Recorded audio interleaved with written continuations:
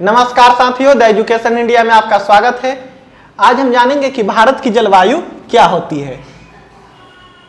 भारत की जो जलवायु है, जलवायु को समझने से पहले हम जानते हैं कि वेदर यानी कि मौसम क्या होता है।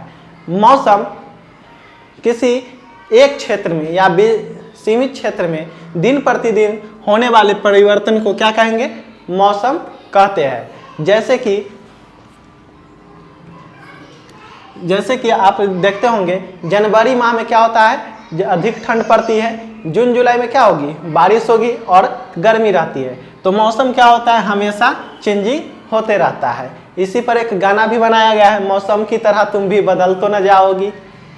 उसके बाद देखते हैं कि अगर इसे हम दिन प्रतिदिन देखते हैं तो इसका क्या स्वभाव का पता चलता है। जैसे अगर आप एक आदमी को एक दिन देखें तो उससे तो कुछ पता नहीं चल पाता है। अगर आप उसे डेली देखते रहिएगा तो उससे पता चल जाता है कि ये आदमी क्या काम कर सकता है और क्या काम नहीं कर सकता है। इससे उसका क्या स्वभाव का पता लगा।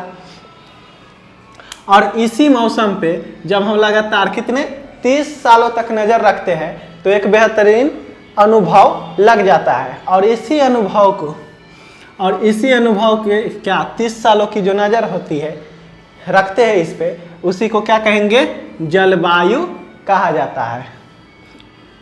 यानी कि इन 3 सालों में इसमें किस किस प्रकार का क्या हुआ? परिवर्तन हुआ। इसी आधार पे हम कहते हैं कि क्या है, इसकी जलवायु ऐसी है या नहीं है। भारत की जो जलवायु है यह मुख्य रूप से क्या पर्वतों पर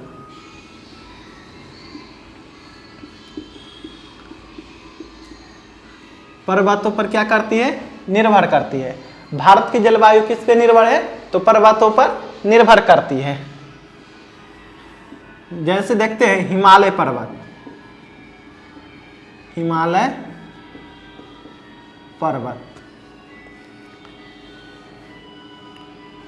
देखिए भारत के जो उत्तर में क्या है? हिमालय पर्वत है।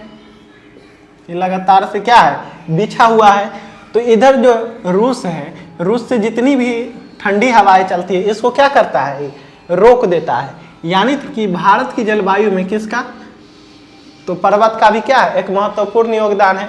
और बहुत नहीं, अगर इसको हटा देंगे तो जितना भी क्या होगा, यहाँ से ठंडी हवा आएगा, ये -60 डिग्री सेल्सियस रहता है। कितना? -60 डिग्री। ये आकर सीधा भारत में क्या होगा? प्रवेश कर जाएगा। और यहाँ पे क्या होगा? हम लोग को तो ठंडा में रहने की आदत है नहीं। यहाँ पे पूरे सब ठंडा से क्या हो सकते हैं? मर सकते हैं। उसके अलावा हम देखते हैं तो इधर क्या? पश्चिमी घाट और पूर्वी घाट। इससे यहाँ से जो उठती है मानसून, ये क्या कहाँ जाती है? इधर पश्चिमी घाट से क्या होती है? टकरा जाती है और यहाँ पे क्या अधिक बारिश करवाती है। अगर इसको हटा दिया जाए तो यह सीधा कहाँ जाएगी? इस साइड आएगी। और इधर पूर्वी भाग में क्या होगा? बारिश कराएगी। उसके बाद देखते हैं अरावली पर्वत क्या है? तो ये तो समांतर है। यहाँ से जो भी मानसून आएगा इससे क्या होगा? टकराएगा?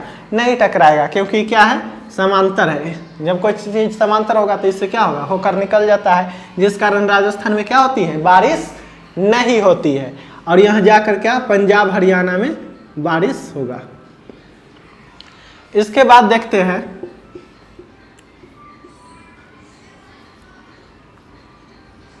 समुद्र से दूरी।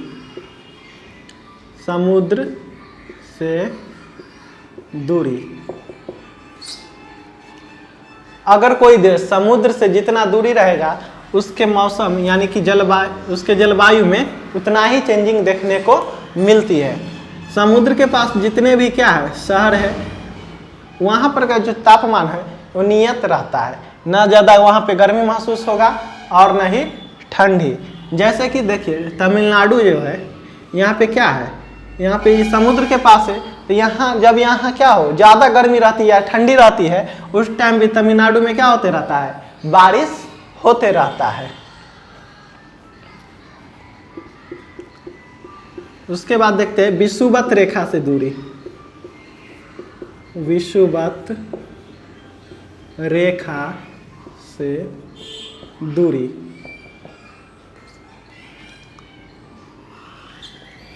जो भी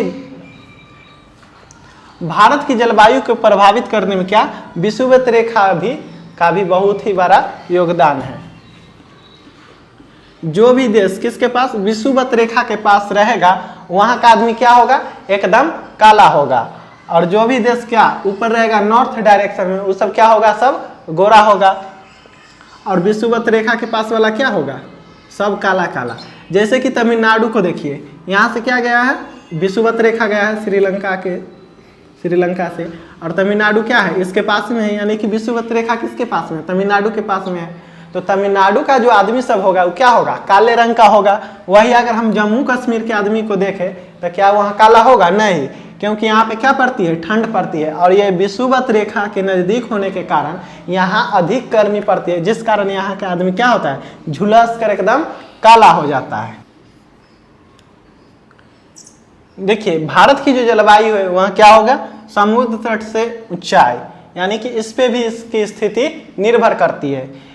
जो भी देश या शहर समुद्र तट से जितना ऊंचा पर रहेगा वहां पे क्या होगा, ठंड अधिक पड़ेगी। और किसी भी देश का जो है ऊंचाई मापा जाएगा वो समुद्र तल से ही मापा जाता है, क्योंकि सभी समुद्र क्या है, आपस में बराबर है। इसलिए कि ऊंचाई कहाँ से मापेंगे, तो समुद्र तल से मापा जाता है। नहीं तो ऐसे नापेंगे अगर जमीन पर से तो कोई देश ज्यादा ऊंचा पर हो जाएगा, कोई कम ऊंचा पर, इसलिए इसे समुद्र तल से मापा जाता है। इसके बाद देखते हैं मॉनसून। मॉनसून भारत की जो जलवायु है यहाँ किस चीज पे, तो मॉनसून पर निर्भर करती है। वैसा काला बादल जिसमें बारिश कराने की मात्रा होती है उसे क्या कहते हैं, मॉनसून कहते हैं। ये बादल जब पहाड़ों से टकराती है या पर्वतों से टकराती है तो वहां पर क्या होती है, बारिश होने लगती है। जब यह बादल अधिक मात्रा में टकराती है तो वहां पर क्या होता है, बादल फट जाता है। जून जुलाई में क्या होता है, देखिए जून जुलाई में जो है सूर्य कहाँ रहती है, तो कर्क रेखा पर रहती है। कर्क रेखा पर होने के कारण यहाँ समुद्र के जितने भी पानी हैं उसे वाष्प बनाकर और क्या बादल बन जाता है। सूर्य क्या करती है, पानी को गर्म कर देती है, जिस कारण क्या बनता है, वाष्प बनता है। और वाष्प से बदल कर क्या बन जाता है, बादल बन जाता है। और यह मानसून हल्का क्या होती है, दाहिनी ओर चलती है, जिस कारण यह कहाँ जाकर इसे आरावली पर्वत क्या रोक पाएगी, क्योंकि यह क्या है, समांतर। ये जो आरावली पर्वत है ये क्या है, समांतर है, तो इसे यहाँ नहीं रोक पाती है। और यहाँ जाकर किससे टकरा जाती है, उत्तराखंड में हिमालय से जाकर टकरा जाती है। और ये बहुत ज्यादा संख्या में टकराती है, जिस कारण यहाँ पर क्या होता है, बादल फट जाता है। और यहाँ पर क्या होगी, अधिक वर्षा होती है। इसलिए कहाँ, उत्तराखंड में मानसीराम और चेरापूंजी में सबसे क्या होती है, सबसे अधिक बारिश होती है, जिसे हम लोग क्या कहते हैं, बादल का फटना। आई होप कि ये सारी बातें आपको समझ में आई होंगी। मिलते हैं नेक्स्ट वीडियो में। आगे की वीडियो में हम जानेंगे कि जलवायु क्या होती है।